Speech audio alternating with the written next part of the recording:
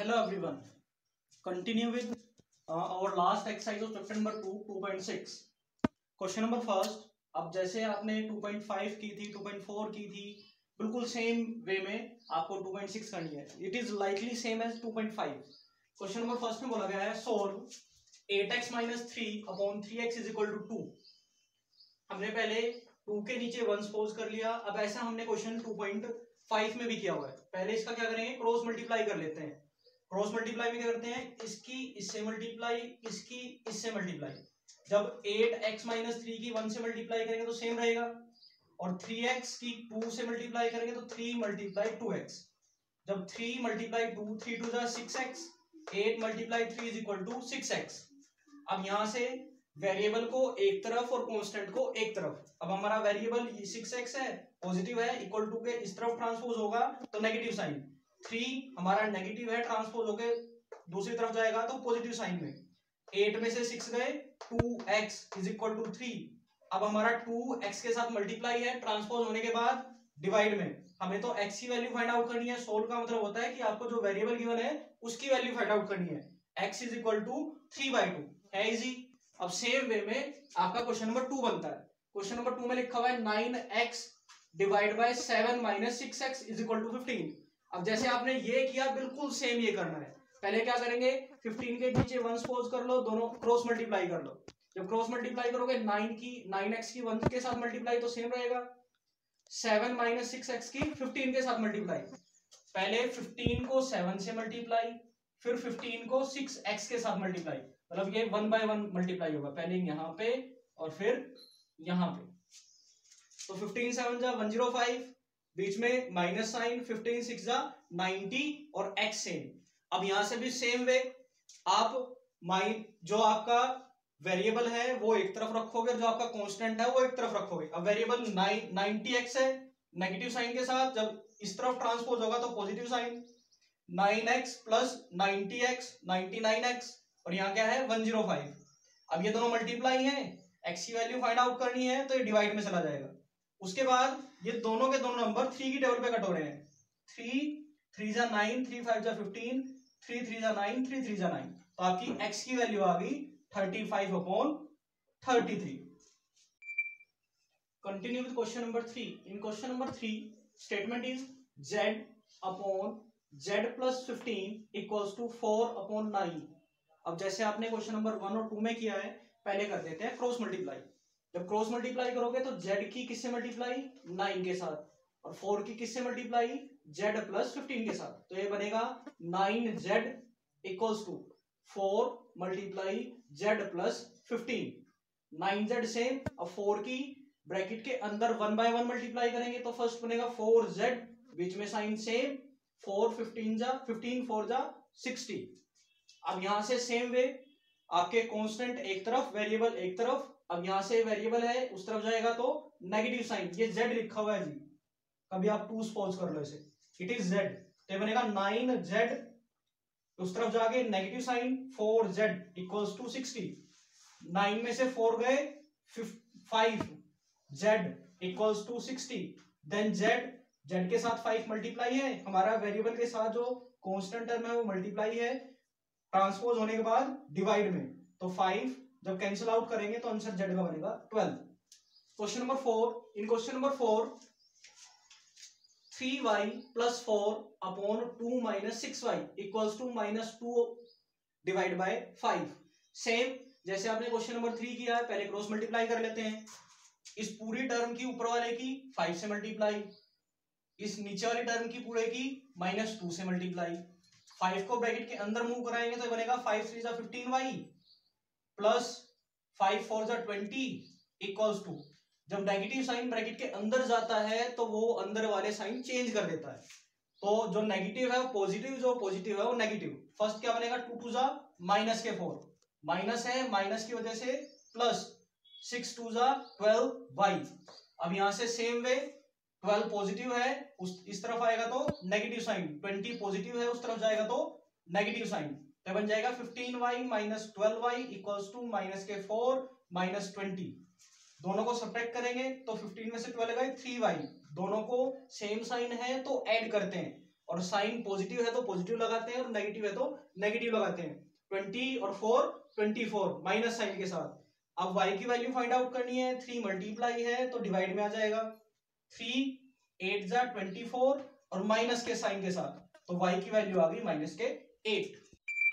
Continue with question number 5। In question number 5 7y plus 4 divided by y plus 2 equals to minus 4/3। अब it is same like last question. In last question हमने cross multiply की थी, तो same way में इसकी भी cross multiply करेंगे। इस पूरे ऊपर वाली टर्म की 3 से मल्टीप्लाई, इस नीचे वाली टर्म की -4 से मल्टीप्लाई। उसके बाद आप वेरिएबल सेपरेट कर लेना, कांस्टेंट सेपरेट कर लेना, और वहां से हमारे वेरिएबल क्या है y की वैल्यू फाइंड आउट कर लेना। अब ये आपके लिए होमवर्क रहेगा। अब इसका आंसर मुझे कमेंट करके इसी वीडियो के कमेंट में बताएंगे कि इसका आंसर क्या है। अब वहां डाल देना क्वेश्चन नंबर 5, अपना नेम और इसका answer. Question number 6। In question number 6 the ages of Hari and Harry are in the ratio 5:7। दो बच्चे हैं, उनकी एज का रेशियो दे रखा है, एक का उनकी एज का रेशियो दे रखा है 5:7। 4 ईयर फ्रॉम नाउ, आज से 5 साल बाद, सपोज करो आज आपके भाई की और आपकी एज का रेशियो है 5:7। 5 साल के बाद या 4 साल के बाद, अगर आप आज 15 साल के हो तो 4 साल के बाद कितने के हो जाओगे? 15 में 4 ऐड करेंगे तो 19 साल के हो जाओगे। तो सेम वे में 4 year from now the ratio of their edges will be 3:4।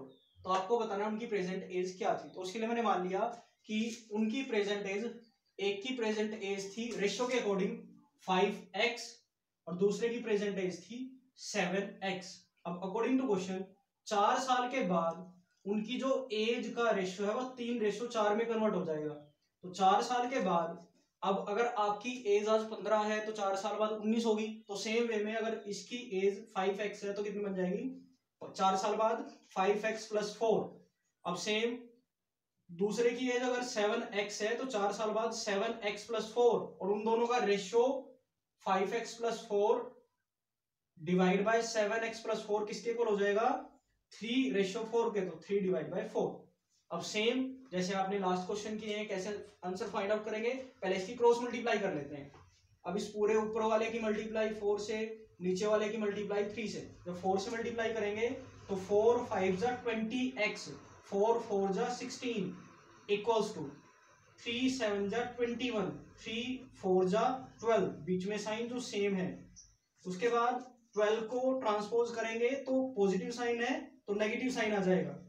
20 को ट्रांसपोज कराएंगे तो पॉजिटिव साइन है, इस तरफ आगे नेगेटिव साइन। 16 में से 12 गए 4, 21 में से 20 गए तो यहाँ पे 1 बचेगा, तो ये बचेगा खाली x। तो x की वैल्यू आ गई 4। अब x हमारा क्या था? x हमने सपोज किया था एज। अब एज किसकी? हैरी की। हरी की कितनी है? 5x, तो बनेगा 5 × 4, क्योंकि x की वैल्यू 4 है, तो 5 × 4, 5 4 जा 20 ईयर्स। और हैरी की कितनी बनेगी? 7 × 4, 7 4 जा 28 years. Continue with last question of exercise 2.6. It is the question number 7. The denominator of a rational number is greater than its numerator by 8. अब आपको पता होना चाहिए कि डिनोमिनेटर क्या होता है, न्यूमरेटर क्या होता है। जो फ्रैक्शन, जैसे हम लिखते हैं फ्रैक्शन, मैंने कोई फ्रैक्शन लिख ली 2/3। अब इसमें जो ऊपर वाली वैल्यू होती है इसे बोलता है न्यूमरेटर, और जो नीचे वाली वैल्यू होती है इसे बोलता है डिनोमिनेटर। तो उसने बोला है किसी फ्रैक्शन में, किसी फ्रैक्शन का डिनोमिनेटर उसके न्यूमरेटर से 8 ज्यादा है। 8 ज्यादा है तो सपोज करो वो लिखा हुआ है 2 और 10, ऐसे करके कोई फ्रैक्शन दे रखी है। फिर उसने बोला है अगर हम न्यूमरेटर में 17 जोड़ दें, इंक्रीज कर दें 17, और डिनोमिनेटर में से 1 घटा दें, तो जो नंबर मिलेगा वो बनेगा 3/2। तो आपको वो रेशनल नंबर बताना है। तो मान लेते हैं कि हमारा न्यूमरेटर है x, डिनोमिनेटर है कितना ज्यादा है? न्यूमरेटर से 8 ज्यादा है, तो x + के 8। अब according to statement, according to question, अगर न्यूमरेटर में कितना इंक्रीज करें? 17, तो न्यूमरेटर में कितना जोड़ेंगे? 17। डिनोमिनेटर में कितना डिक्रीज करें? 1, तो डिनोमिनेटर में कितना घटाएंगे? न्यूमरेटर ये था, इसमें 17 जोड़ दिया। डिनोमिनेटर ये था पूरा, इसमें कितना डिक्रीज करेंगे? 1, तो माइनस के वन किसके इक्वल बनेगा 3/2 के इक्वल।